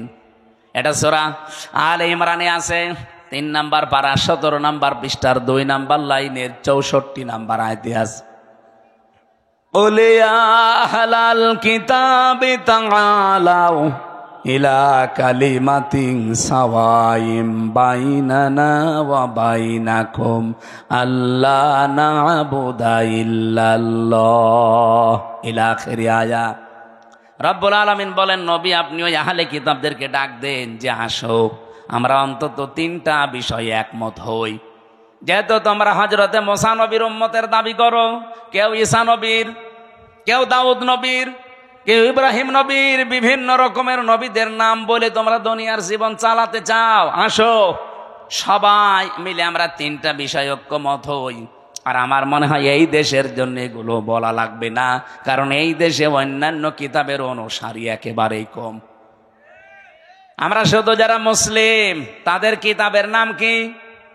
কোরআন। বলেন বলেন। তাহলে এই কোরআন মানা লোক, বাংলাদেশে কোরআন বিশ্বাস করা লোক 92%। 100 জনের 92 জন সুবহানাল্লাহ বলতে পারেন নাই? তাহলে এদের কাছে তো আর ওই কথাই বলা লাগে না যে অন্যান্য কিতাবের লোকেরাও আসেন, ওরা মাত্র 8 ভাগ, আমরা 92 ভাগ। এই জন্য আমরা আহ্বান জানাবো, আজ আসেন। যেহেতু তাওহীদ প্রতিষ্ঠা নবীজির জীবনের প্রথম মিশন আর ভিশন ছিল, আমরাও তাওহীদ প্রতিষ্ঠা করতে চাই, কিন্তু 3টা জিনিস সামনে নিয়ে এগিয়ে যাওয়া লাগবে। 1 নম্বরে এই 3টা জিনিসকে কায়েম করার জন্য লাগবে ঐক্য। আসেন তো আমরা ঐক্যবদ্ধ হই এই 3টা বিষয় সামনে নিয়ে। আল্লাহ না'বুদা ইল্লাল্লাহ, আল্লাহ ছাড়া কারো ইবাদত। বলেন বলেন, ইবাদত কি? আপনি মন মতো একটা জিনিস বানিয়ে বলবেন যেটা তো ভালোই লাগছে, না ওটা ইবাদত না। আল্লাহর হুকুম থাকা লাগবে আর রাসূলুল্লাহর তরিকা থাকা লাগবে, এর নাম ইবাদত। এই কথা বোঝা যায়নি? এই যে আমার তাহেরি ভাই যে জিকির করে, ইবাদত মনে করেই করে। ইয়া আলী বাবা, শাহ আলী বাবা, কেল্লা বাবা, ফতে বাবা, দয়াল বাবা, কোন জায়গায় আছে? তাহলে আমরা যে আজ ঐক্যবদ্ধ হতে চাই, শুধু মুসলমানরাই আমরা ঐক্যবদ্ধ হতে চাই এই কথার উপরে যে আল্লাহ ছাড়া আমরা কারো ইবাদত, কারো জিকির, আলোচনা আর করব না। এ বিষয়ে যদি কেউ রাজি থাকেন তাহলে আসতে পারেন, যে আমরা আল্লাহ ছাড়া কারো ইবাদত করব না। রাজি আছেন না? হ্যাঁ, এটা রেকর্ড হচ্ছে। যারা রাজি আছেন তারা ঠিক আছেন। 2 নম্বরে, ওয়ালা নুশরিকা বিহি শাইআ, আল্লাহর সাথে আমরা কাউকে শিরিক করব না। এখন শিরিক কি? এক কথায় বলছি, শিরিকের যত প্রকার আছে পুরাটা যদি আপনি ব্যাখ্যা করতে যান, শিরিক বিজাত, শিরিক বিসিফাত, শিরিক বিল ইখতিয়ারা, শিরিক বিল হুকুক, 120 প্রকার তাফসিরে আছে। এক কথায় জবাব দিচ্ছি, শোনেন, আল্লাহ যেটা পারে ওইটা অন্য কেউ পারে, এই বিশ্বাস করার নাম শিরিক। সকল ক্ষমতার উৎসকে বলেন বলেন, এখানে অন্য কারো অধিকার। কেউ যদি অন্য কাউকে যোগ করে বলে না জনগণ সকল ক্ষমতার উৎস, ও কিন্তু শিরিক করলো। আর এই শিরিক বাংলাদেশে নেই। কথা বলেন না কেন? কারা কারা এই শিরিকে আছেন হাত তোলেন তো। সবই ভালো মানুষ দেখছি, আলহামদুলিল্লাহ, যাক ভালো। 2 নাম্বারটা বলি, এদিকে তাকান। সন্তান দিতে পারে কে? অন্য কেউ? হ্যাঁ না, মানে বাঘ মারাইছিলাম কালকে রাতে। কোন জায়গায় জানো? ওই যে বেলঘরিয়া হাট ফাজিল মাদ্রাসায়, এই যে এখানে না বাঘমারা, হয়তো বাঘমারা, যে বাড়িতে আমাকে নিয়ে এসে বসিয়েছে, ওই বাড়ি আনার 2টা ছেলে, আর একটা পেটে এসেছে শুনলাম 6 মাস। উনি পরীক্ষা করে দেখেছে ওইটাও ছেলে, কিন্তু উনি মেয়ে চাই। আমার একটা পানির বোতল নিয়ে বলছে, হুজুর এমন পানি পড়বেন যেন এটা মেয়ে হয়ে যায়। আমি কি ডাউনলোড করে দেব? কি বিশ্বাস! সেদিন বগুড়া গাবতলী থানায় যে বাড়িতে বসেছিলাম, ওই লোকটা এসে আমার কাছে একটা আপেল দিয়ে বলছে, হুজুর পড়িয়ে দেন। কেন? বাচ্চা। ঠিক আছে, সূরা ফাতিহা পড়ে ফু দিলাম, কারণ ফাতিহা সব রোগের মহা ঔষধ। আমার কানের কাছে মুখ নিয়ে বলছে, হুজুর এমন আপেল পড়বেন যেন ছেলে হয়। আপেল ফেলে দিলাম। আপেল কই? ফেলে দিছি। কেন? আরে ভাই, ছেলে হওয়া যদি আপেল পড়ে কাজ হয়, তা আমার ম্যাডামের 3টে মেয়ে হইতো না? কত চেষ্টা করলাম একটা ছেলে হওয়ার, তারপরও মেয়ে। আর আপনি এসেছেন আমার কাছে আপেল পড়তে। আমি আপেল দরকারে নিজে পড়ি, নিয়ে ম্যাডামের ফের খাওয়াবো। চিন্তা করেন কি বিশ্বাসী আছে এরা? আপেল পড়া, পানি পড়া, দুর্গা পূজা, পীর পূজা, কত মানুষের কাছে বিশ্বাসটা নিয়ে গেছে। অথচ ছেলে মেয়ে দেওয়ার একচ্ছত্র মালিকানা হামজার। অনেকে বলছে কার? আরো জোরে। তাহলে এক কথায় জবাব কি পেলেন? আল্লাহ যেটা পারে পৃথিবীর অন্য কেউ। সুতরাং মা বোনেরা, ভাইরা, বিয়ের পরে 50 বছর ছেলে মেয়ে না হোক, আমাদের জাতির পিতার 86 বছর বয়সে ছেলে হয়েছে, তারপরও তো তিনি কোনো কবরে, মাজারে, পীরের কাছে যাননি। এই যে মাওলানা রেজাউল ইসলাম উজ্জ্বল, আপনাদের বাগমারার ছেলে, ওরা 17 বছর বিয়ে হয়েছে, ছেলে মেয়ে নেই। আজকে ওনার বাড়িতে রাতে ছিলাম, আমারে বলছিল, আফসোস করি, কিন্তু আজ পর্যন্ত কোনো দিন উনি কোনো পীরের কাছে, মাজারে, তাবিজ এগুলো নেয়নি। কিন্তু কারো 2 বছর 5 বছর যদি ছেলে মেয়ের মুখ না দেখে ও পাগল হয়ে যায়, কত জায়গায় যে দৌড়িয়ে চলে যায়। আমরা এই বিশ্বাসটা যেন আজকে সঠিক হয়ে যায় যে আল্লাহ যেটা পারে ওইটা অন্য কেউ। এবার 3 নাম্বারটা বললে এবার রাগ করবেন না তো? আমি তো আর বানিয়ে বলছি না, রাগ করলে আল্লাহর উপরে করবেন। কার উপরে? আল্লাহ করেন। এবার আসেন, বলছে এই পৃথিবী বানিয়েছে কে? কোন ভগবানের হালকা সাহায্য আছে?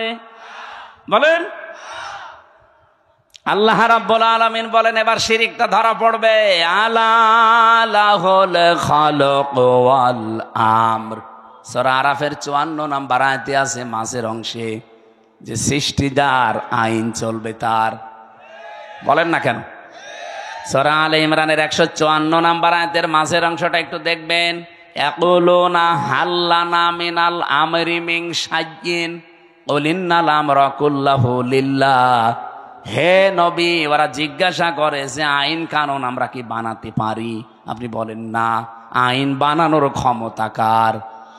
সুতরাং বাংলাদেশে 92,000 মুসলমান দাবি করছেন আল্লাহর পাঠানো আইন এই জমিনে কায়েম বাদ দিয়ে পৃথিবীর কোন মানুষের তৈরি করা আইন যদি কায়েমের জন্য আপনি চেষ্টা করেন, দল করেন, আন্দোলন করেন, আল্লাহর কসম আপনি শিরিক করছেন। নিয়ে আসেন তো, কোন হোসেন নিয়ে আসবেন, ভুল ধরতে নিয়ে আসেন, নিয়ে আসেন। এটা বাংলাদেশ এখন চলছে কিনা বলেন। এরপরেও যদি কারো পরিবর্তন না হয়, এখন এর কিভাবে আপনি হেদায়েত করবেন বলেন? এর মাথার উপরে খাইটে মারা ছাড়া কোনো উপায় আছে? মানুষের মনটা খারাপ হয়ে যায় আমার এই কারণে যে এত বাংলায় বলছি যে আল্লাহ বানিয়েছে, আইন চলবে তার, আপনি অন্যের আইন এখানে দাঁড় করাতে চান, আপনি তো শিরিক করছেন। কারণ আল্লাহ যেটা পারে ওইটা অন্য কেউ। এবার আপনি যা ভালো লাগে করেন তো ভাই। আপনি যদি জাহান্নামে যেতে চান আসেন, আপনাকে 2 লাথি দিয়ে আরো ফেলে দিই। বড় দুঃখ নিয়ে কথাগুলো বলছি, এত চিল্লানো, এত পাল্লানো কি হচ্ছে? আপনার পরিবর্তন আসতে চাই না, আমি কি আপনার ক্ষতি চাই? আপনি নিয়ে এসেছেন এত কষ্ট করে, সে কুষ্টিয়া থেকে সঠিকটা তুলে ধরলাম। আরে ভাই, নামাজ আপনার যদি কমও থাকে, রোজা আপনার কমও থাকে, আমল আখলাক যদি কমও হয়, ঈমান যদি খাঁটি হয়, শিরিক না থাকে, আপনাকে জান্নাতে যেতে পারবেন? আর যদি শিরিক মিশ্রণ হয়, অকদিমনা ইলা মা আমিলু মিন আমালিন ফাজআলনাহু হাবাআম মানসুরা। কোন মানুষ যদি শিরিক মিশ্রিত কিছু নিয়ে যায়, ওটা ধুলি কণার মতো মুখের উপরে নিক্ষেপ করা। এই জন্য বাঁচাতে চাই, আসেন আমরা তাওহীদ প্রতিষ্ঠার 2য় পয়েন্টে শিরিক আমরা করছি না, করব না। যারা শিরিক করছেন তারা এই ঐক্যে আসতে পারবেন না। 3 নম্বরে, ওয়ালা ইয়াত্তাখিযা বা'দুনা বা'দান আরবাবাম মিন দুনিল্লাহ। আমরা আল্লাহ বাদে অন্য কাউকে অভিভাবক হিসাবে, রব হিসাবে আর মানতে চাই। এই 3টা বিষয় যারা ঐক্যমত হবেন তারা এক জায়গায় হলে তাওহীদ প্রতিষ্ঠা সম্ভব। ফাইন তাবাল্লাউ ফাকুলু শাহাদু, নবী আপনি বলেন, এরপরেও যদি কেউ মুখ ফিরিয়ে চলে যায়, ফাকুলু শাহাদু, আপনি ঘোষণা দিয়ে দেন, সাক্ষী দিয়ে দেন, আযান দিয়ে দেন, ফাআন্না মুসলিমুন, যে আসতে চাও আসো। এই 3টা বিষয়ে যদি ফিরে যেতে যাও, তোমরা আমাদের সাথে আর নেই।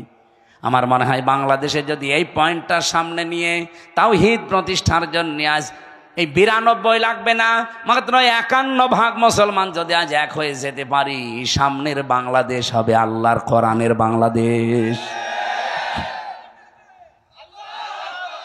এটা একটু দেখা দরকার। 54 বছর তো বিভিন্ন জিনিস দেখেছি, এইটা দেখতে বাকি আছে কি? বাকি নেই। এই কোরআনে 500 আইন আল্লাহ দিয়েছেন। এটার কথা বললে কাদের রাগ হবে যেন? কাবুরা আলাল মুশরিকিনা মা তাদউহুম ইলাই, আমি যেটিকে ডাকছি এই কথা বললে আল্লাহ বলেন সবচাইতে বেশি রাগ করবে, মন খারাপ করবে। বলেন বলেন। তাওহীদ প্রতিষ্ঠার জন্য আল্লাহ পাক আপনাকে জীবনেও মনোনীত করবে না যদি আপনার মন তৈরি না হয়। এজন্য আয়াতের পরবর্তী আয়াত এইটা, আল্লাহু ইয়াজতাবি ইলাইহি মাইয়াশা ওয়া ইয়াহদি ইলাইহি মাইয়ুনিব। আল্লাহ সবাইকে এই কাজে মনোনীত করেন না। আল্লাহ যাকে নির্বাচিত করেন, পছন্দ করেন, তাকে এই কাজের জন্য বাছাই করেন। আর যাকে আল্লাহর ভালো লাগে না, আল্লাহ তাকে ছাঁটাই করে দেন। তাহলে ছাঁটাই করা, বাছাই করা, এটা আল্লাহর একটা পদ্ধতি। আল্লাহ আন্দাজে কাউকে ছাঁটাইও করেন না, আন্দাজে কাউকে বাছাইও করেন না। আল্লাহ ছাঁটাই করতে হলে আল্লাহ সেই যোগ্যতা দেখে তার ভেতরে, আল্লাহ বাছাই করতে হলেও তার যোগ্যতা দেখে। সুতরাং আপনি যদি ফিরে আসার মন তৈরি না করেন, জীবনেও একামতে দিনের কর্মী হিসাবে আল্লাহ আপনাকে বাছাই করবে না। আল্লাহু ইয়াজতাবি ইলাইহি মাইয়াশা, আল্লাহ পাক বলেন আমি নির্বাচিত করি, আমি বাছাই করি, আমি তাকে নির্ধারণ করি, তাকে পছন্দ করি, তাকে এই মানুষটাকে আমি আল্লাহ আমার নিজের দিনের জন্যে, দিন কায়েমের জন্যে পছন্দ করে রাখি। যখন দেখি ওয়াহদি ইলাইহি মাইয়ুনিব, ওই লোকটা আমার দিকে ফিরতে চায়। আপনার মনই যদি না থাকে, আল্লাহর কথায় আপনার মন তৈরি হয় না, হামসার কথাই হবে। এজন্য মনটা আগে তৈরি করেন। আজ বাংলাদেশে 92% মুসলমানের সবাই এ দেশে ইসলাম কায়েম হোক চাই না। আমি আগস্টের 5 তারিখের আগে একটা জরিপ পেয়েছিলাম, মাত্র 100 জনের 15 জন বলতো আমরা এই দেশে ইসলাম কায়েম চাই। তার ভেতরে এই মীর সাহেব একজন হয়তো। আপনি জিজ্ঞাসা করে দেখেন, আপনি চান না রাষ্ট্রে ইসলাম কায়েম হোক? এরকম মাত্র সারা বাংলাদেশ মিলে 100 জনের 15 জন। অথচ এই 9 মাসের ব্যবধানে আপনি এই যে এপ্রিল চলছে, আজকে মে মাস না, আজকে 3 তারিখ, এপ্রিলের আমার মনে হয় 29 তারিখের একটা রিপোর্ট পেয়েছিলাম। এটাই যে মাইক্রোসফট দিয়েছে, এটা খ্রিস্টানরা 227টা দেশ নিয়ে তারা এই রিপোর্ট পেশ করেছে। বাংলাদেশ নিয়ে একটা রিপোর্ট এই খ্রিস্টানরা দিয়েছে। এই মাত্র 9 মাসে বাংলাদেশ যে চেঞ্জ হয়েছে, এই দেশে এখন 15 জন না, 100 জনের 77 জন মানুষ চাচ্ছে এ দেশে ইসলাম কায়েম হোক। 77 জন চলে গেছে, আর কিছুদিন যেতে দেন।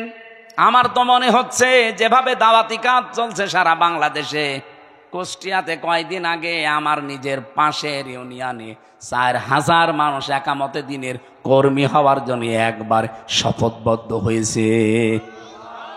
কোরআনে কারিমে পড়েছিলাম 1500 বছর আগের আয়াত, ইযা জা নাসরুল্লাহি ওয়াল ফাত। যখন আল্লাহর সাহায্য আসবে তখন আপনি বিজয় দেখতে পাবেন। আর বিজয় আসলে আপনি প্রথম নাম্বারে দেখবেন অরাইতান নাসা ইয়াদখুলুনা ফি দীনিল্লাহি আফওয়াজা, দলে দলে পালে পালে মানুষ ইসলামে প্রবেশ করছে। প্রশ্ন আসতে পারে, ওরা তো মুসলমান, আবার ইসলামে আসলো কি করে? না, যারা আল্লাহর দিন কায়েমের জন্য, আল্লাহর আইন কায়েমের জন্য চেষ্টা করে না, এগুলো মুসলমান হতে পারে না। কারণ এই আদেশ শুধু আল্লাহ হামজাকে দেয়নি, শারআ লাকুম মিনাদ-দ্বীন মা ওয়াসসা বিহি। ওয়াসসা মানে কি? ওয়াসসা মানে নরমাল কোনো বিষয় না। আপনি যারা আরবি অভিধানগুলো ভাঙতে পারে তাদের জিজ্ঞাসা করে দেখেন, ওয়াসসা মানে শক্তিশালী নির্দেশ। আল্লাহ বলেন আমি নির্ধারিত করে দিলাম শারআ লাকুম মিনাদ-দ্বীন, তোমাদের সবার জন্য একটা দিনকে, জন্য দিনের আগে আলিফ লাম আছে। এ পৃথিবীতে বহু দিন আছে, সব দিনকে আল্লাহ নির্ধারিত করেননি, একটা দিনকে মাত্র নির্ধারিত করে দিয়েছেন, তার নাম দিনের নাম যে ইসলাম। আপনি কোথায় পেলেন? 4500 দিন চলছে এখন দুনিয়ায়। আমি দিনের অর্থ মোটামুটি 10টা লিখেছি। কোরআন শরীফ থেকে আমার কাছে 10টা পারফেক্ট মনে হয়। দিন মানে কিয়ামত, এটা সূরা ফাতিহার 3 নম্বর আয়াতে আছে মালিক ইয়াউমিদ্দিন। 2 নম্বরে আনুগত্য, সূরা আলে ইমরানের 83 নম্বর আয়াতে আছে আফা গায়রা দীনিল্লাহি ইয়াবগুন। 3 নম্বরে জীবন ব্যবস্থা, সূরা মায়েদার 3 নম্বর আয়াতের মাঝের অংশে আছে আল ইয়াউমা আকমালতু লাকুম দীনাকুম। 4 নম্বরে রাষ্ট্রীয় আইন, এটা সূরা মুমিনের 26 নম্বর আয়াতে আছে। 5 নম্বরে ইবাদত, সূরা রুমের 30 নম্বর আয়াতে আছে। 6 নম্বরে মুখ ফেরানো, এটা সূরা নেসার 125 নম্বর আয়াতে আছে। 7 নম্বরে বিপ্লব, এটা সূরা নসরের 2 নম্বর, ওই যেটা পড়লাম। দলে দলে পালে পালে মানুষ ইসলাম কায়েমের জন্য দেখবেন ঝাঁপিয়ে পড়বে। আমার পাশের ইউনিয়নে 4000 মানুষ, এতদিন তারা বলতো আমরা মানুষের আইন এই পৃথিবীতে কায়েম করতে চাই, এখন তারা সবাই ফরম পূরণ করে বলছে আমরা আল্লাহর আইন কায়েম করতে চাই। এখন আমাকে বলেছে এই 4000 মানুষকে খাবার দেওয়া লাগবে, অসুবিধা নেই, টাকা তো সারা দেশ থেকে দেবে মানুষ, আমি নিয়ে যে ঢালবো। 60 নম্বরে পেয়েছে চিরন্তন বিধান, এটা সূরা শুরা 13 নম্বর আয়াত, যেটা শারআ লাকুম মিনাদ-দ্বীন চলছে। 9 নম্বরে সমস্ত ইজম লিযহিরাহু আলাদ-দ্বীনি কুল্লিহি, এটা সূরা সফের 9 নম্বর আয়াত। 10 নম্বরে পেয়েছি স্থায়ী শান্তি, এটার মাঝে যেটা আছে আনাকিমুদ্দিন ওয়ালা তাতাফাররাকু ফি। আমার এই ছোট্ট মাথায় যদি এতগুলো দিন সম্পর্কে কোরআনে থাকে, মীর সাহেবের মতো বড় বড় মাথা যাদের তো আরো আছে। তাহলে আল্লাহর বিজয়, সাহায্য আসলে বিজয় আসবে, এ গ্যারান্টি কার?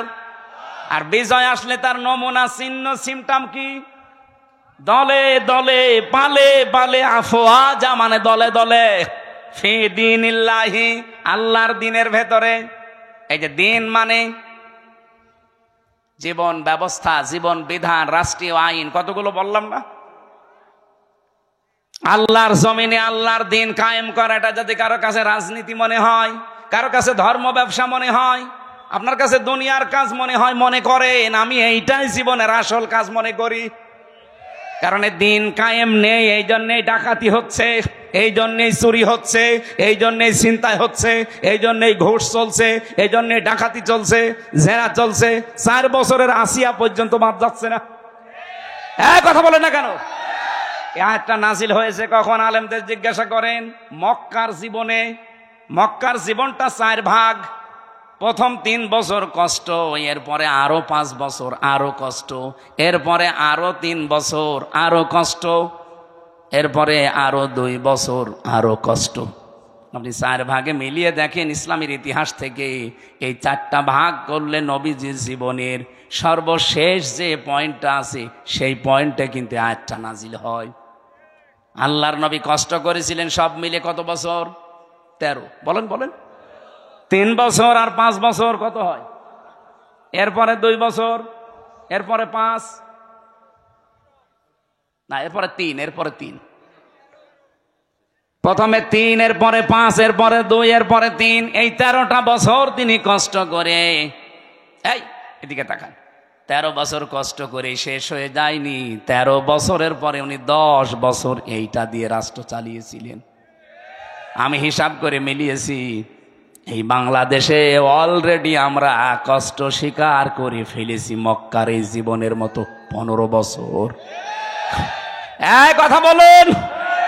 অলরেডি 15 বছর আমাদের চলে গেছে কষ্ট স্বীকার করা, মক্কার জীবনের মতোই পার করেছি। আপনি দেখেছেন না কত পক্ষপাতিত্ব ছিল? এমনিতেই কোটা আন্দোলন শুরু হয়েছিল, দেওয়ালে পিঠ থেকে গেছে তাদের। আমি আর এই ভাই 3 জন অনার্স মাস্টার্স করে একেবারে একই রেজাল্ট, শুধু আমাদের দলীয় পরিচয়ের কারণে জায়গা মতো আমারে উঠতে দেবে না। কি এরকম ছিল না দেশে? ওনার দলীয় পরিচয়, উনি ছাত্রলীগের কর্মী, চাকরি হয়ে যাবে। আমি শিবির করি, আমার কোনো চাকরি তো দূরের কথা, রাজাকারের বাচ্চা বলে পেছনে ঠেলে দেবে। এটা শুরু হয়নি, উনি বিএনপি করে, এই জন্য ওনারে গুম করে দেবে। আমার রিমান্ডে যেদিন 8 দিন চলে মাটির নিচে, আমি দেখেছি ছাত্র দলের এক ভাইকে, চট্টগ্রামে বাড়ি, ওনার নিয়ে এই নখগুলো তুলছিল। আমারও একটা টিপ দিয়েছিল, এই দেখেন 3.5 বছর হয়ে গেল এখনো পর্যন্ত এই দাগটা মেটে নাই। আর ওই ভাইয়ের তো পুরা নখ তুলেই ফেলেছে। কি চিৎকার দিয়ে, আমার পাশের ছেলে ছিল, কি চিৎকার দিয়ে কাঁদছিল। ভালো মানুষ নিয়ে গেল, আসার সময় দেখি আর নড়তে পারছে না। এই চোখটা বেঁধে নিয়ে নেয়, প্রথমে পেছনে হাত বেঁধে দেয়, যাবার পরে এরকম একটা চেয়ারে বসায়, ক্লিপ দিয়ে আটকিয়ে দেয়, হাত পা আটকিয়ে দেয় ক্লিপ দিয়ে, মাথার সাথে একটা বেল্ট লাগিয়ে দেয় যেন আপনি মাথাও নড়াচড়া করতে না পারেন। একটা সুইচে টিপ মারবে, 1 মিনিটে আপনি 120 বার ঘুরবেন। আমার রিমান্ড ওই কাছের ঘরের ভেতরে নিয়ে দেখি এসপি ইমরান ওর নাম। এই লোকটা এসে আমার একটা মেশিন দেখিয়ে বলছে যে এইটা দিয়ে আমরা নখ তুলি,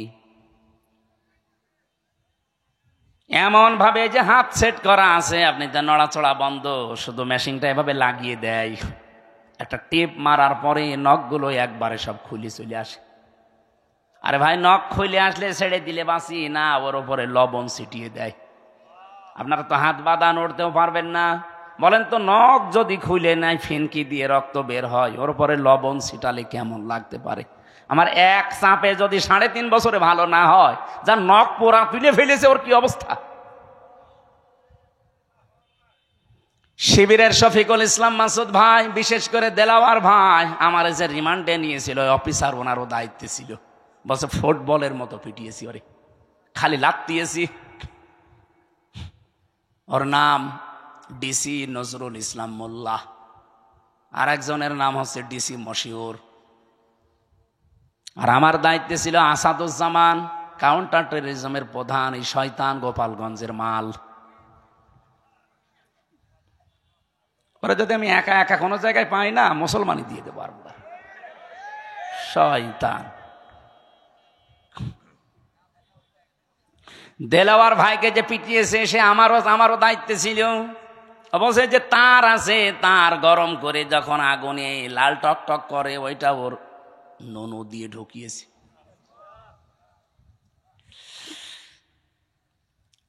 ওনার লজ্জাস্থান নষ্ট হয়ে গিয়েছিল, পরবর্তীতে চিকিৎসার মাধ্যমে আল্লাহ আবার ফেরত দিয়েছে। এখন আপনাদের পাশে বগুড়াতে বিয়েও করেছে, একটা বাচ্চাও আছে। এই বাংলাদেশের সবচাইতে বেশি ৬৭ দিন রিমান্ডে ছিল আল্লাহর এই বান্দা, জীবন্ত শহীদ দেলাওয়ার।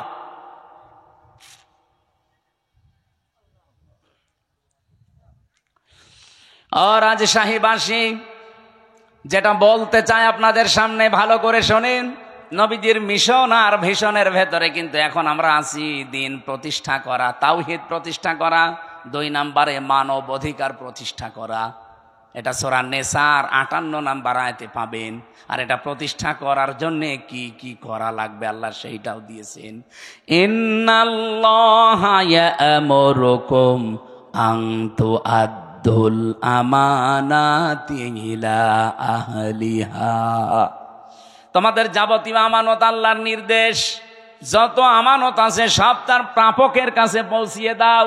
তাফসির যারা পড়তে পারে তাদেরকে বলছি বাড়িতে মিলাবেন। তাফসিরে মারেফুল কোরআনে আমানাত এখানে ভোট লেখা আছে, আপনি যে দেখবেন ৯টা অর্থ লেখা আছে। ভাই আমার মনে আছে, আমি আগে মতো এই জন্য তো আদায়ের মাহফিল নিতে চাই না, ছাতা এগুলো নিতে চাই না। তো এই কারণে আগামীতে আদায় করা যেখানে এসব সমস্যা আছে আমরা নিয়ে আনবেন না। একটা বিষয়, একটা গুরুত্বপূর্ণ বিষয়, এটা এই ক্লিয়ার না হলে শেষে সকালবেলা তো নিজেরাই ফতোয়াবাজি করবে না। এত কষ্ট করে নিয়ে আসলাম, কি বলে গেল, কি বলে গেল মানে আপনি টের পাচ্ছেন কি বলছি? চালানে বারবার ৩টা চিঠি দিল, সভাপতি মিলে, ভাই মিলে, উনি মিলে এত চিঠি দিলে আমার তো মাথায় যা আছে সব তো ভুলে যাবো। নেন আপনার আগে টাকা তুলে নেন। যারা যাচ্ছে ভেতরে যা যা এনেছেন এই মসজিদের উন্নয়নের জন্য চাচ্ছে, দয়া করে একটু হাত খুলে দিয়ে দেন, এরপর আমরা আরম্ভ করছি। কই লোকজন কই? হ্যাঁ, যা এনেছেন একটাও যেন বাড়ি নিয়ে যান না, ভাড়া বাদ দিয়ে সব দিয়ে যান যান। আর এইভাবে আলোচনা ভুলে যাই আমি।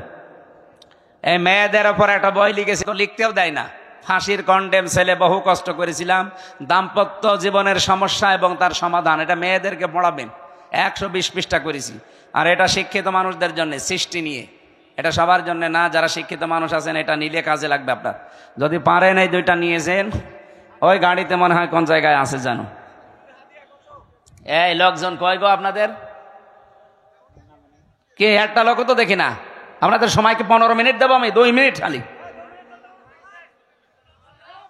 সময়গুলো। এখন 1 ঘন্টা 1.5 ঘন্টা চলছে, আর তাড়াতাড়ি করেন। এই ওইটা চলে যাচ্ছে মানে।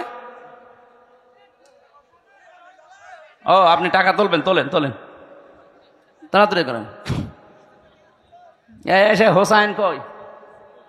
হ্যাঁ কনে চলে গিয়েছে, এসে টাকা তোলা আমি পারি? ও সাঁতারে নিয়ে এসে লাভ কি আমার? টাকা তোলার সব দায়িত্ব আমার দেয়, আমি যেটা পারি না এটা আমার দেন কেন? এত তথ্য লিখে নিয়ে আসলাম এই আয়াত সম্পর্কে, এখনো মনে হয় 20 পৃষ্ঠা আমি লিখেছি এই আয়াত নিয়ে। এত কথা লিখে আছে, সব তো বলা লাগবে না? নেন মাইক নেন, আপনার হাতে নেন। জানি না ভাই, এই টাকা তুলতে হলে হাওয়া দেওয়া লাগে, হাওয়া পাবো কোথায়? দেন আপনি হাওয়া পারলে দেন। সম্মানিত ভাইয়ের আমার, সত্যি আজকের এই আয়োজন আমাদের মোহতারাম মুফতি আমির হামজা ভাই স্যাক্রিফাইস করেছেন আমাদেরকে একটু সময়। তো আপনার মুহূর্তের মধ্যে যে আপনারা যারা ব্যাগ নিয়ে আছেন তাদের কাছে আপনারা দিয়ে দেন, যার যার কাছে যা আছে দিয়ে দেন। কারণ হচ্ছে এই আয়োজন আসলে সহজ বিষয় নয়, এটা একটা গুরুত্বপূর্ণ খরচ। এরপরে মসজিদের উন্নয়নকল্পে যেহেতু জালসা, সে কারণে আপনারা কেউ মাহরুম করবেন না। মেহরবানি করে আপনারা সবাই আল্লাহর ঘর বাইতুল্লাহর জন্য আপনারা সবাই পকেটে হাত দিবেন এবং আপনাদের এই যে কাছে যে ব্যাগ যাচ্ছে, ব্যাগে আপনারা দিয়ে দেন, মুহূর্তের মধ্যে দিয়ে দেন, কারণ মোহতারামের তারা আলোচনার শেষ প্রান্তে এসেছেন। সুতরাং গুরুত্বপূর্ণ পয়েন্ট তিনি আপনাদের কাছে বলেই বিদায় নেবেন। এই জন্য আপনারা কেউ উঠা বসা করবেন না, কেউ চলে যাবেন না। সম্মানিত উপস্থিতি, আসলে আজকের এই আয়োজনের অনেক খরচ কর্তৃপক্ষ অনুরোধ করেছেন, সেই কারণেই মোহতারাম আপনাদের কাছে নিবেদন রেখেছেন, মুহূর্তের মধ্যে আপনারা সবাই দিয়ে দেন। আসসালামু আলাইকুম ওয়া রাহমাতুল্লাহ। একটু তাড়াতাড়ি করেন ভাই। সুবহানাল্লাহ আলহামদুলিল্লাহ লা ইলাহা ইল্লাল্লাহ, সুবহানাল্লাহ আলহামদুলিল্লাহ লা ইলাহা সুবহানাল্লাহ আলহামদুলিল্লাহ লা ইলাহা ইল্লাল্লাহ। আপনাদের লোক কি বেরিয়েছে?